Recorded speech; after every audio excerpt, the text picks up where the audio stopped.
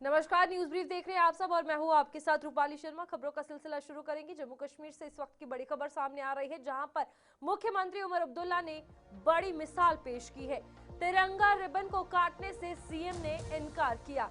CM ने दिखाई राष्ट्रध्वज के प्रति संवेदनशीलता, नियमों के सम्मान में उद्घाटन का तरीका बदला। मुख्यमंत्री उमर अब्दुल्ला ने आज श्रीनगर के कश्मीर हॉट में आयोजित नो योर आर्टिजन्स कार्यक्रम के उद्घाटन के दौरान एक बड़ी मिसाल पेश की है। उद्घाटन स्थल पर पहुंचने पर उन्होंने देखा कि रिबन तिरंगे के रंगों में बना हुआ है, तो राष्ट्रध्वज के सम्मान और प्रोटोकॉल को ध्यान में रखते हुए उन्होंने रिबन काटने से इनकार कर दिया। इसके बजाय उन्होंने आयोजकों को निर्देश दिया कि रिबन के एक सिरे को खोल दिया जाए, जिसके बाद कार्यक्रम का उद्घाटन किया गया। इस मौके पर उनके साथ डिप्टी सीएम सुरेंद्र चौधरी और सलाहकार नसीर असलम वानी समेत कई विधायक और प्रशासनिक अधिकारी मौजूद रहे। मुख्यमंत्री का यह कदम राष्ट्रध्वज के प्रति सम्मान और संवेदनशीलता के रूप में देखा जा रहा है, जिसके विभिन्न हलकों में सराहना भी की जा रही है।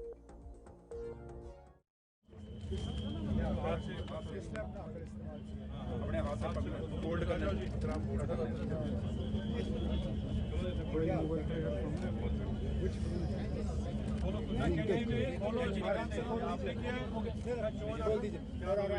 आराम से इसको तरीके से पूरी थैंक यू सर।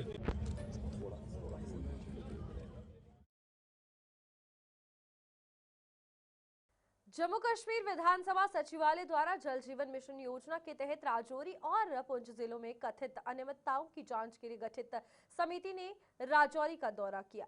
समिति के चेयरमैन हसनैन मसूदी, सदस्य RS पठानिया और इफ्तिकार अहमद ने राजौरी में लाइन ऑफ कंट्रोल से सटे सालकोट इलाके का दौरा किया। इस दौरे के दौरान समिति ने जमीनी हालात का रिव्यू कर जल जीवन मिशन से जुड़े मामलों की जांच की। जस्टिस मसूदी ने बताया कि कमेटी 2 महीने के अंदर सरकार को अपनी रिपोर्ट सौंप देगी।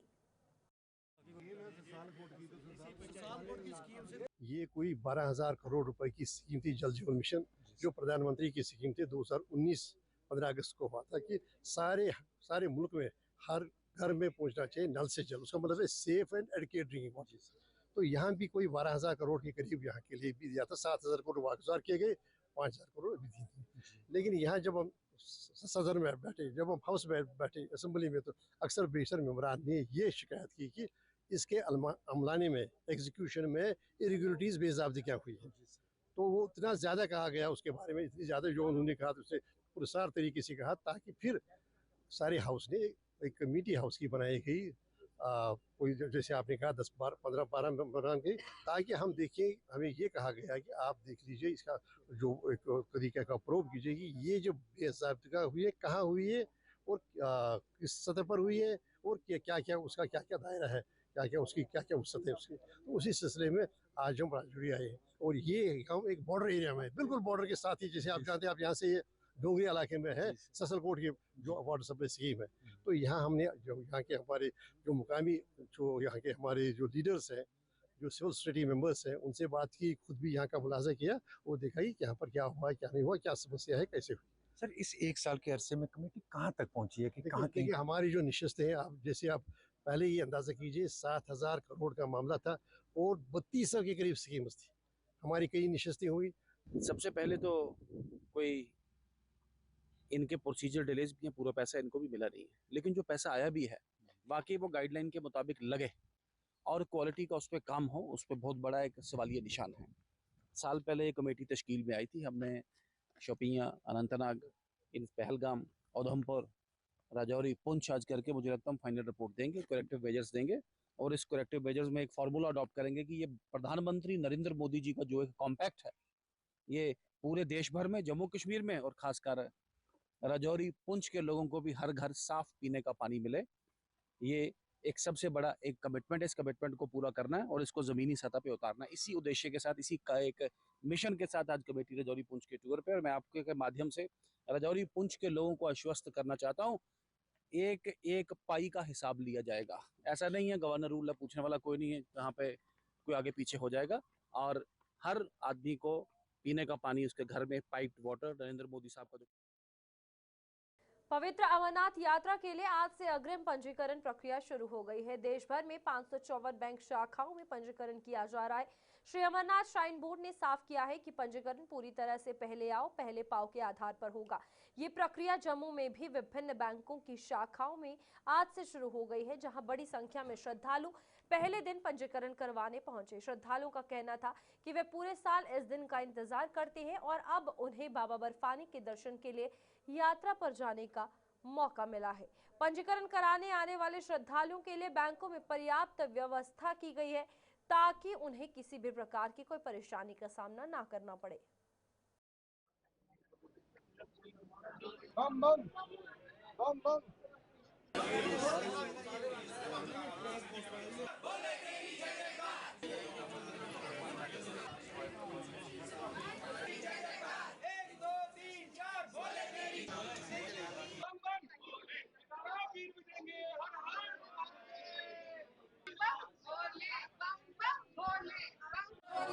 हाँ जी, बम बम बोले। सबसे पहले तो मैं तो यही कहूँगी, ज़्यादा से ज़्यादा यात्रा जम्मू कश्मीर, या जब पूरी इंडिया के लोग आते हैं तो जम्मू कश्मीर के लोगों में भी उत्साह होना चाहिए, क्योंकि हमारे स्टेट की ये यात्रा, एक भोले बाबा हमारे स्टेट में है, तो हमें बहुत प्राउड फील होता है कि यात्रा साल में एक बार शुरू होती है। और यही है कि बाकी डरने की कोई बात नहीं है। अच्छे सिक्योरिटी में लास्ट टाइम भी गई थी बालटाल रूट से, इस बार मैं पहलगाम से जाऊंगी और मतलब पूरी सिक्योरिटी है, कोई खतरा नहीं है। बाकी अरेंजमेंट्स पूरे हैं, लंगर सेवा भी बहुत अच्छे से होती है, मेडिकल फैसिलिटीज भी, दैट्स ऑल। वो तो है ही है। देखो मतलब लोगों में उत्साह है तभी लोग आए हैं, वही है। रजिस्ट्रेशन ओपन हो चुके हैं और जो भी जाना चाहे जा सकता है। जाना चाहिए, एक बार तो जरूर जाना चाहिए बाबा जी के दर्शन के लिए। हम लोग तो जाते रहते हैं, लास्ट ईयर मिस हो गया था तो इस बार फर्स्ट डे ही आ गए रजिस्ट्रेशन करवाने, तो जाना चाहिए। सुविधाएं बहुत अच्छी रहती है, जम्मू से लेके पूरा ऊपर भवन तक बहुत अच्छी सुविधाएं रहती है, चाहे रहने की हो, खाने की हो, मेडिकल फैसिलिटीज बहुत अच्छी रहती हैं। और हमारी जो आर्मी है वो बहुत अच्छे से हमें सिक्योरिटी प्रोवाइड करती है। हमारे जो जेके पुलिस है, हमारी JNK पुलिस है, वो हमें बहुत ज़्यादा सिक्योरिटी देते हैं। सभी रीजन से बहुत अच्छा रहता है और जाना चाहिए सभी को, एक बार तो जाना चाहिए। रश तो है, फर्स्ट डे है तो रश तो होगा, धीरे धीरे होता जाएगा। आज फर्स्ट डे है तो सभी को यही रहता है कि फर्स्ट डे ही हम लोग जाएं और पहला स्लॉट जो है उसमें अपना नंबर रजिस्टर करवाएं। रश तो होता ही है। बाकी फैसिलिटीज बहुत अच्छी हैं, बैंक की साइड से भी बहुत अच्छी फैसिलिटीज दे रहे हैं। पानी चाहिए किसी को, उसके लिए रखा है इन्होंने, सारी फैसिलिटीज दे रहे हैं, ऐसा कुछ नहीं है, बहुत अच्छी है। मैं सिर्फ यही कहना चाहूँगी कि सबसे अनुरोध है कि सब इस यात्रा का बढ़ चढ़कर साथ दें, सब जाएं भोले बाबा के दर्शन करने के लिए। सब जितने भी राज्य हैं वहाँ के लोग बढ़ चढ़कर हिस्सा लें इस यात्रा का। और मैं बहुत खुश हूँ, मेरा फर्स्ट टाइम है और मैं बहुत ज़्यादा खुश हूँ। मैं अपनी हस्बैंड के साथ जा रही हूँ और मेरा फर्स्ट टाइम है, तो मैं सबसे कहूँगी कि सब जाएं। बहुत ज़्यादा है, ये भोले बाबा की कृपा है जिन्होंने मुझे बुलावा दिया, और सबसे कहूँगी कि सब आएं इस यात्रा का अद्भुत जो भी है नज़ारा देखें। मैं ये कहना चाहूँगी कि सभी को अमरनाथ यात्रा के लिए जाना चाहिए। बेसिकली जम्मू के लोगों को, उनको एक जो प्लस पॉइंट है कि वो हम जो है जम्मू कश्मीर में रहते हैं, बाहर के लोग तो बहुत यात्रा करते हैं, इसलिए जम्मू वासी से मेरा अनुरोध है कि वो सभी जो है अमरनाथ यात्रा पे जाएं। सरकार तो इंतजाम अच्छे करते हैं, लेकिन जो हम लोग हैं हमें भी सरकार के साथ कंप्रोमाइज होकर चलना चाहिए, तो कभी उनके सहयोग को और हमारे सहयोग। कठुआ में भी आज से श्री अमरनाथ यात्रा के लिए अग्रिम पंजीकरण की प्रक्रिया शुरू हो गई है। कठुआ के कॉलेज रोड स्थित पंजाब नेशनल बैंक की शाखा में श्रद्धालु पंजीकरण करवा रहे हैं। पहले दिन ही बड़ी संख्या में श्रद्धालु पंजीकरण के लिए पहुंचे, जिससे बैंक के बाहर लंबी कतारें देखने को मिली। अमरनाथ यात्रा को लेकर श्रद्धालुओं में गजब का उत्साह देखा जा रहा है। इस बार पंजीकरण में वे श्रद्धालु भी शामिल हैं जो लगातार 15 से ज्यादा बार बाबा बर्फानी के दर्शन कर चुके हैं।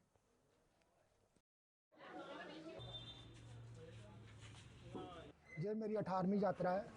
मैं 18 साल से लगातार भोले बाबा के दर्शन के लिए जा रहा हूँ। पहले मैं पहलगाम से जाता था, अब मैं बालटाल से जा रहा हूँ। सभी देशवासियों से ये मेरा अनुरोध है, ये मेरी प्रार्थना है कि आप बिना चिंता किए हुए भोले बाबा के दर्शन करने के लिए आ जाएं, जहाँ पे हर सिक्योरिटी का बंदोबस्त है, चप्पे चप्पे पे सिक्योरिटी है, आर्मी वाले बहुत अच्छा हमारा ध्यान रखते हैं। और भोले बाबा के यही विनती करें कि हमारा जीवन की जो भी मनोकामना वो पूर्ण हो। इतनी खुशी है कि भोले बाबा जब भी नाम लेते हैं तो मन में बस जाते हैं। बाबा बर्फानी हमारे मन में बसे हुए हैं, उनके दर्शन के लिए उनका बुलावा आता है, हर बार आता है। मैं उनको कोटि कोटि नमस्कार करता हूँ। भैया हम अमरनाथ यात्रा चलने के तैयार हैं। ये मेरी 18वीं यात्रा है, तो हम सुबह 9 बजे से लाइन में लगे हुए हैं। हमारे भाई कुछ हीरानगर से भी आए हैं, देला चक से भी आए हुए हैं। हमारी अमरनाथ की राखी वाले दिन तब से हम तैयारी शुरू करते हैं, कब बोले हमको बुलाएंगे, कब हमको बुलाएंगे। वो हमारी जो उत्साह है वो आज खत्म होने वाली है, क्योंकि हमारा खत्म तो जब दर्शन करके ही होगी ना। अब तो थोड़ी आशा होगी, आज हमारा पंचीकरण हो जाएगा। हैं कि हमारे देश में आए, हमारे जम्मू कश्मीर में आए, भोलेनाथ के दर्शन करें, बेफिक्र में, कोई मिलिटेंसी नहीं है। हमारी आर्मी इतनी लगी है, हद से ज़्यादा लगी, चप्पे चप्पे भी आर्मी है, चप्पे चप्पे भी चेकिंग है। इस सिस्टम को हम भोलेनाथ का ही आशीर्वाद सुनते हैं। जो केंद्र सरकार द्वारा राष्ट्रीय राजमार्ग 244 पर प्रस्तावित टनल प्रोजेक्ट्स को लेकर विधायक शक्तिराज परिहार ने खुशी जाहिर की है। शक्तिराज परिहार ने कहा कि इन टनल्स से खासकर चिनाब घाटी और उसके आसपास के क्षेत्रों में यात्रा समय में कमी आएगी और कनेक्टिविटी में सुधार होगा। इससे व्यापार और पर्यटन को बढ़ावा मिलेगा और रोजगार के नए अवसर पैदा होंगे। उन्होंने इस पहल को क्षेत्रीय अर्थव्यवस्था को मजबूत करने और लोगों के लिए दीर्घकालिक लाभकारी बताया है। आपको बता दें कि केंद्र सरकार ने जम्मू और कश्मीर में कनेक्टिविटी को बेहतर बनाने के लिए नेशनल हाईवे 244 पर 9,700 करोड़ रुपए की मेगा सुरंग परियोजनाओं की मंजूरी दी है। इन परियोजनाओं को वित्त मंत्रालय के तहत पब्लिक इन्वेस्टमेंट बोर्ड द्वारा स्वीकृत किया गया है और ये कश्मीर और जम्मू के प्रमुख जिलों जैसे डोडा, किश्तवाड़, उधमपुर और अनंतनाग को आपस में जोड़ेंगी। और खासकर अपोजिशन के लोग ये बात करते थे कि कहाँ गया जी वो सुध महादेव का टनल, कहाँ गया वो वायलू टनल। आज उनको ये जवाब होगा कि 9,780 करोड़ ये इस चंद्रभागा के इतिहास में पहली बार होगा कि इतना बड़ा प्रोजेक्ट जो उधमपुर डिस्ट्रिक्ट को भी कनेक्ट करेगा, हमारे यहाँ डोडा को, किश्तवाड़ को और अनंतनाग को, यानी 4 डिस्ट्रिक्ट हमारे कनेक्ट होंगे। और एक वक्त जब 10-10, 12-12 घंटे हमें किश्तवाड़ से अगर जम्मू जाना होता तो 10 घंटे, 12 घंटे लगते थे। आज आप देखेंगे कि आज हाईवे जो बना है, आज हम 3-3.5 घंटों में जाते हैं और इन टनल्स के बनने से 2 से 2.5 घंटे में हम डोडा से जम्मू पहुंचेंगे। ये न केवल डेवलपमेंट का एक प्रोसेस होगा, एक वो तो रहेगा, एक बेहतर कनेक्टिविटी लोगों को मिलेगी।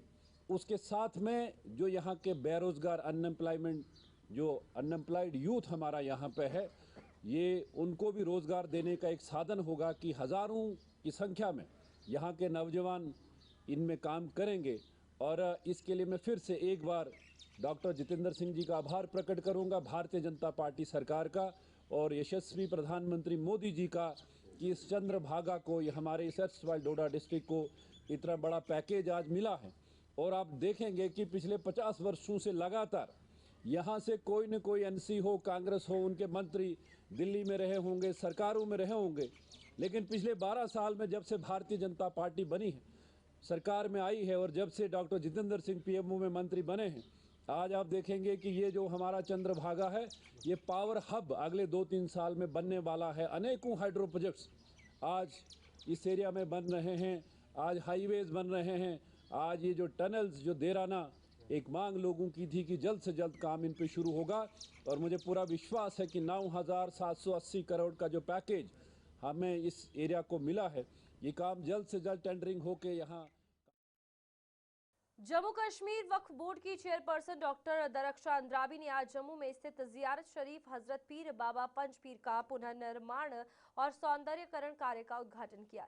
इस मौके पर उन्होंने कहा कि ये परियोजना धार्मिक और सांस्कृतिक धरोहर को संरक्षित करने में मदद करेगी। इस कार्य से न केवल स्थानीय नागरिकों को लाभ होगा, बल्कि यहाँ आने वाले श्रद्धालुओं के लिए भी ये स्थल और आकर्षक बनेगा। उन्होंने इस कार्य के लिए सरकार और वक्फ बोर्ड के योगदान को सराहा और क्षेत्र के विकास के लिए आगे भी इस तरह के प्रयासों की आवश्यकता जताई। आप सब जानते हैं जम्मू कश्मीर वक्फ बोर्ड ने जितनी भी हमारी श्राइन्स हैं जम्मू कश्मीर में, वो असरे नव तामीर की हैं, यानी रिकंस्ट्रक्शन एंड रीडेवलपमेंट, ब्यूटिफिकेशन। ये जो मांडा पीर बाबा पंजपीर की यहाँ पे दरगाह है, हमने बिल्कुल नए सिरे से तामीर की हुई है।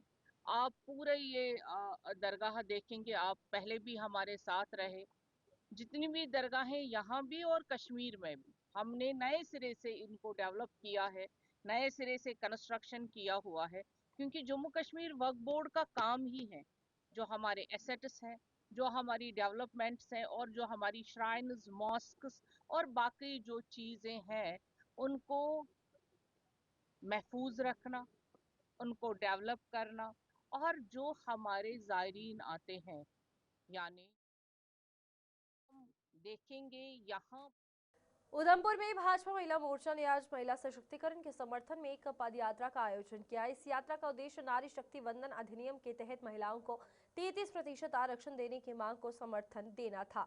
पद यात्रा में शामिल किश्तवाड़ की विधायक शगुन परिहार और नगरोटा की विधायक दिव्यानी राणा ने भी नारी शक्ति वंदन अधिनियम का समर्थन कर प्रधानमंत्री नरेंद्र मोदी का आभार जताया। उन्होंने कहा कि ये कदम एक मजबूत, समावेशी और सशक्त भारत की दिशा में महत्वपूर्ण साबित होगा। देखिए, आज आप देख ही रहे हैं उधमपुर की चहल पहल की मार्केटों में आज हम सारी महिलाएं एकजुट होकर यहाँ आपके सामने आई हैं, लोगों में ये जागरूकता लाने के लिए कि जो आज 33% आरक्षण पे बात हो रही है, ना सिर्फ एक जश्न है पर एक हमारी विनती भी है सारे सियासतदानों से कि जब सांसद पर इस पर चर्चा होगी, अपनी सियासत एक तरफ करिए और सामाजिक तौर पर आप सोचिए, क्योंकि आपने स्वयं देखा है किसी भी पार्टी के साथ जुड़ी हुई महिलाएं इस बिल का स्वागत कर रही हैं। तो हमें नहीं पता कि क्या विपक्ष के दिमाग में ये बात चल रही है, पर मैं उनसे यही निवेदन करूंगी कि ये एक सामाजिक तौर पे देखिए, आज जब शगुन जी और मैं अपने सदन में जाते हैं, लेजिस्लेटिव असेंबली में जाते हैं, सिर्फ 4 महिलाएं टोटल, हम पार्टी की बात नहीं कर रहे हैं, पर सिर्फ 4 महिलाएं टोटल 90 विधायकों में वहाँ बैठती हैं। आप स्वयं सोचिए कि जब 50% महिलाओं की बात हो रही है, सिर्फ 4.4% महिलाएं वहाँ पर आवाज़ उठा पा रही हैं। इस बिल के माध्यम से माननीय प्रधानमंत्री जी नरेंद्र मोदी जी के दूरदर्शी नेतृत्व के माध्यम से हम एक ऐतिहासिक पहल करने जा रहे हैं भारत देश में, जिसके माध्यम से 33% आरक्षण जो है महिलाओं को दिया जाएगा और संसद में और लेजिस्लेटिव असेंबलीज में पूरे भारत देश में महिलाओं की आवाज़ महिलाएं उठाएंगी। देखिए, ये 33% रिजर्वेशन का जो निर्णय है, ये ऐतिहासिक निर्णय है। मुझे लगता है पूरे भारतवर्ष में जितनी भी महिलाएं हैं इस निर्णय का सम्मान करती ही हैं, साथ में इस निर्णय का उत्सव मना रही हैं। आपने देखा ही होगा देश भर में महिलाएं जो हैं वो भीड़ की तरह उमड़ के आई हैं और इस निर्णय के समर्थन में रैलियों में भाग ले रही हैं और इस ऐतिहासिक निर्णय का समर्थन पूरे देश भर की महिलाएं करती हैं। और हम शुक्रगुजार हैं प्रधानमंत्री नरेंद्र मोदी जी के कि उनकी वजह से इस 3 टायर सिस्टम में महिलाओं की भागीदारी बढ़ रही है और आगे चल के हमारी महिलाएं पंच सरपंच बनेंगी, BDC। भाजपा महिला मोर्चा द्वारा नारी शक्ति वंदन अधिनियम के समर्थन में पदयात्रा का आयोजन किया गया। इस यात्रा में बड़ी संख्या में महिलाओं ने भाग लिया और नारी सशक्तिकरण का संदेश दिया। इस पदयात्रा में भाजपा महिला मोर्चा की प्रदेश अध्यक्ष नेका महाजन भी शामिल थी। इस दौरान महिलाओं ने अपने अधिकारों की रक्षा और समाज में सम्मानता की जरूरत पर बल देते हुए इस यात्रा के माध्यम से सत्ता में महिलाओं की भूमिका को और सशक्त बनाने का आह्वान किया। तो माननीय प्रधानमंत्री जी के नेतृत्व में ये सारा बिल पास हुआ था। इसके लिए कठुआ की जितनी भी महिलाएं हैं वो माननीय प्रधानमंत्री का बहुत बहुत कोटि आभार प्रकट करती हैं। इनकी महिलाओं को सशक्त बनाने का, उनको नेतृत्व देने का अगर किसी ने काम किया है तो वो है नरेंद्र भाई मोदी जी। इसके लिए मीडिया बंधु का मैं भी धन्यवाद करती हूँ। और कठुआ जितनी भी सभी 10 मंडलों की बहनें आई हैं, जैसे प्रदेश महिला मोर्चा की बहनें आई हैं, जिला की बहनें आई हैं, तो सभी का मैं साधुवाद करती हूँ। तो सभी को बधाई और ढेर सारी शुभकामनाएं देती हूँ। आने वाला जो समय है, जो माननीय प्रधानमंत्री जी हमने एक पंचायत से लेकर पंचायत से उठाकर उन्होंने पार्लियामेंट भेजने का जो काम किया है वो सिर्फ नरेंद्र मोदी जी ने किया। ये सारा श्रेय हमारे माननीय प्रधानमंत्री श्री नरेंद्र भाई मोदी जी को जाता है। आपने देखा होगा कि जब 370 धारा तोड़ी गई थी तो उस टाइम हमारे पंचायती राज को मजबूत किया गया था। नारी शक्ति थी, वो पंच सरपंच DDC नगर परिषद पुंछ ने आज शहर में अवैध अतिक्रमण के खिलाफ एक सख्त अभियान चलाया है। इस दौरान परिषद की टीम ने सड़कों के किनारे और फुटपाथों पर अवैध रूप से लगाए गए ठेले हटाए और उनका सामान जब्त किया। साथ ही प्रतिबंधित पॉलीथीन के उपयोग पर भी कड़ी कार्रवाई की गई। इस अभियान में कई स्थानों से प्रतिबंधित पॉलीथीन बैग्स भी जब्त किए गए जो पर्यावरण के लिए खतरा पैदा कर सकते हैं। नगर परिषद के अधिकारियों ने कहा कि अभियान आगामी दिनों में और तेज किया जाएगा ताकि शहर में अव्यवस्था को रोका जा सके। सर, बाकुम जनाब डिस्ट्रिक्ट एडमिनिस्ट्रेशन और सीओ साहब के हुक्म के मुताबिक हमारी रोजाना जो रूटीन की जो हमारी है, हम बाजार में रौंड लगाते हैं और जितनी भी इंक्रोचमेंट है, खास करके पॉलीथीन और जो वेस्ट प्लास्टिक है, हम उसको हटाते हैं। और सभी से यही गुजारिश है कि वो अपना अपना सामान जो है वो अपने दुकानों के अंदर रखें और रेडी वगैरह जो फुटपाथ पे रेडी लगी हैं उनको भी हमने हटाया है और हमारी ये मजीद जो है ड्राइविंग जारी है। तो इनके लिए जगह रखी है सर, जो पर्ची कटाते हैं उसके लिए ये है कि हम इनको जो परमिशन देते हैं वो इनको मूविंग रेडी की देते हैं, वो बाहर जाके मूविंग चला सकते हैं और इनको हमें यहाँ पर एक जगह लगाने की कोई इनके पास परमिशन जो चलती हुई टाइम उसको रिमूव करते हैं। और आज भी जैसे हमने काफ़ी जगह पर रिमूव भी किए हैं और आगे के लिए भी हमारी ये ड्राइव और जुर्माना आज हमने नहीं किया, अलबत्ता हमने को 7-8 kg जो है वो पॉलीथीन जो है वो हमने सीज किया। मेरा नाम प्रदीप है। देखिए, म्यूनसिपलिटी विजिट करती है, लोग इंक्रोचमेंट करते हैं, कहीं ना कहीं इन लोगों को भी की भी परेशानी है जिसकी वजह से ये मजबूर हो गए इंक्रोचमेंट करते हैं। बेरोजगार हैं, काम काज धंधा, ये यहाँ कोई फैक्ट्री नहीं है, ये बॉर्डर एरिया है, कोई फैक्ट्री नहीं है, कोई काम। जम्मू कश्मीर पटवार एसोसिएशन द्वारा घोषित 3 दिन की हड़ताल आज दूसरे दिन भी जारी रही। इसी सिलसिले में पुंछ में एसोसिएशन ने धरना प्रदर्शन की, सरकार के खिलाफ नारेबाजी की। एसोसिएशन के मुताबिक यह हड़ताल पटवारी समुदाय की समस्याओं और उनकी मांगों को पूरी न होने के विरोध में की जा रही है। एसोसिएशन ने चेतावनी दी कि अगर पटवारियों की मांगों पर तुरंत कार्रवाई नहीं की गई तो आने वाले दिनों में विरोध प्रदर्शन और तेज किया जाएगा।